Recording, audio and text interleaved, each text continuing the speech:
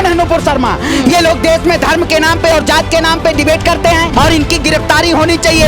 ये नफरती लोग हैं। मैं कहता हूँ नुपुर शर्मा की गिरफ्तारी होनी चाहिए। इस देश में नफरत फैलाएंगे तो हम उनके खिलाफ मुंहतोड़ जवाब देने का काम करेंगे। भगवाकरण, ध्रुवीकरण, तुष्टीकरण और निजीकरण, यही एजेंडा है भारतीय जनता पार्टी के पास। कार अगर हमारे मुस्लिम भाइयों के ऊपर जुल्म करने का काम करेगी तो मैं इस देश का नागरिक हूँ, इस सरकार को मुंहतोड़ जवाब देने का काम करूंगा। नमस्कार, स्वागत है आप सभी का एक बार फिर से। बातचीत करने के लिए इस वक्त हमारे साथ मौजूद हैं श्रवण पांडे, जिन्हें आपने देखा होगा कि किस तरीके से बेबाकी से राय रखते हैं और मोदी सरकार पर तो खासिया ये कभी भी निशाना साधना नहीं भूलते।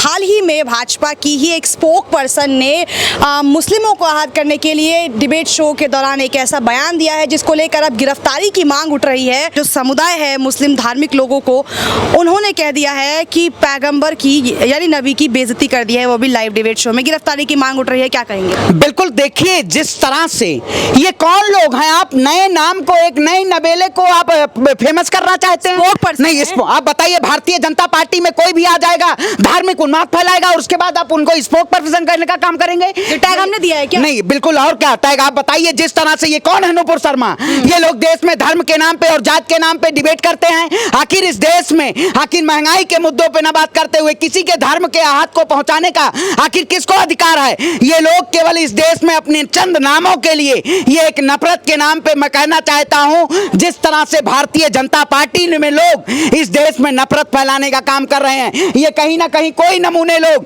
ये जाएंगे, पिटीशन डाल देंगे कि यहाँ पे मस्जिद पे मंदिर है। आखिर क्या Bharatiya Janata Party, there is the many issues and manufacture by targeting Muslim? Bharatiya Janata party केवल मुस्लिमों को टारगेट का काम करती है क्या? मुसलमानों के आगे और कोई इनके पास मुद्दे नहीं है? ये केवल इस तौर पे देश की जनता को गुमराह करना चाहते हैं और इनकी गिरफ्तारी होनी चाहिए। अगर इस देश में अगर कोई ट्वीट करता है और सरकार से सवाल पूछता है तो उसके ऊपर यूएपीए लग जाता है, एनएसए लग जाता है। आखिर ये कौन लोग हैं जो किसी धर्म और समाज के ऊपर ये सीधे तौर पे एक ऐसा बयान देते हैं और देश में नफरत फैलाने का काम करते हैं? ये नफरती लोग हैं। मैं कहता हूं नुपुर शर्मा की गिरफ्तारी होनी चाहिए। अगर किसी भी धर्म को अगर कोई आहत पहुंचाएगा, भारत सभी के आस्थाओं का देश है, ये किसी की बपौती नहीं है। ये लोग अपने सावरकर को मानने वाले लोग हैं। ये कहीं ना कहीं हमारे भगवान को भी ये बेचना चाहते हैं। लेकिन अगर ये लोग इस देश में नफरत फैलाएंगे तो हम उनके खिलाफ मुंहतोड़ जवाब देने का काम करेंगे और मांग हो रही है, इसके खिलाफ आंदोलन भी होगा,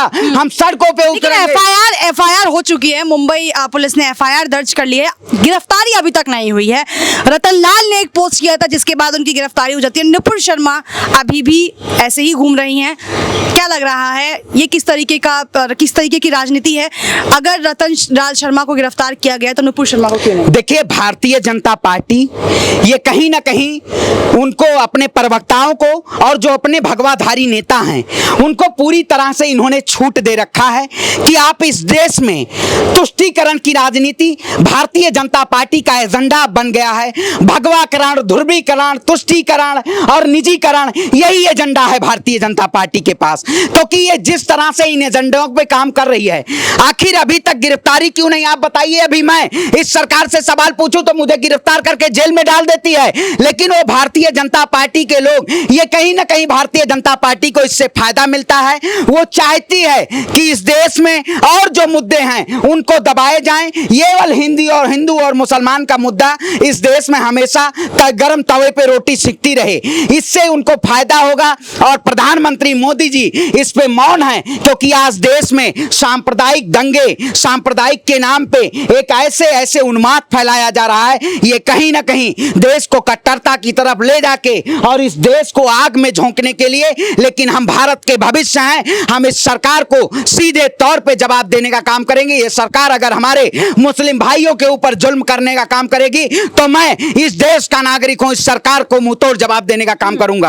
आपने बात की, आप भी तो मुस्लिम, आप भी तो कई बारी जो है भाजपा पर सवाल खड़े करते हैं। आप के खिलाफ तो भाजपा को ये कदम नहीं उठाती है, क्यों आप? बिल्कुल, मुझे जेल कितनी बार, मैं उत्तर प्रदेश के शासनकाल में, आप बताइए।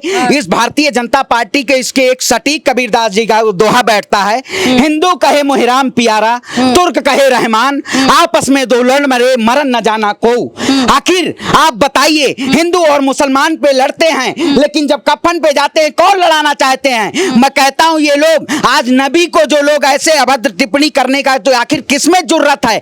अगर सरकार अपने साये में इनको अगर वो ना करे, इनको छूट ना दे, तो ये कहीं ना कहीं इनको रिवेंज मिलता है हमेशा एक नाम को चमकाने के लिए। आपने देखा होगा कोई भी जाके पिटीशन सुप्रीम कोर्ट में डाल देता है कि मस्जिद के नीचे मंदिर है। आखिर आपने देखा होगा पूरे देश में आज मस्जिद के नीचे मंदिर का मुद्दा गरमाया हुआ है। और टीवी डिबेट में भी मैं कहता हूं महोदया, आप भी कम से कम इस देश में महंगाई की बात कर लिया करिए।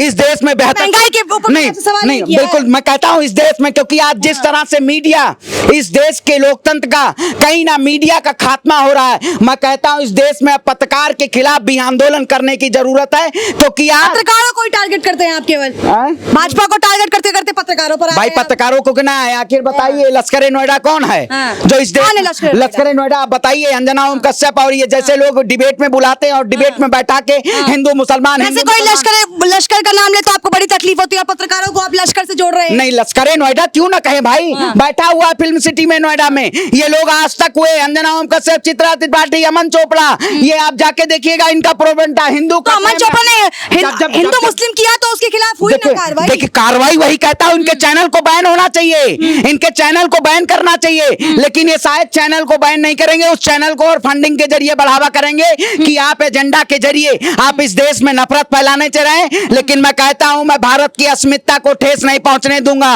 गांधी का देश है ये, ना कि वीर सावरकर का देश है। जो लोग इससे पहले कुछ दिन पहले ये कश्मीर फाइल का मुद्दा लाए थे, अब आपने देखा होगा ये लोग सावरकर को वीर दिखाने के लिए, लेकिन सावरकर पूरी तरह से कायर थे। और भारतीय जनता पार्टी इस देश में जिस तरह से एक नैरेटिव फैला के राजनीति करना चाहती है, ये कहीं ना कहीं देश के लिए खतरनाक है। तो चलिए ये थे हमारे साथ श्रवण पांडे, जिन्होंने हमारे सवालों के जवाब बड़ी बखूबी से रखा है। और इस वीडियो को लेकर आपकी क्या राय है कमेंट सेक्शन में बताएं, और ऐसी खबरों के लिए हमारे चैनल को लाइक शेयर और सब्सक्राइब करें। धन्यवाद।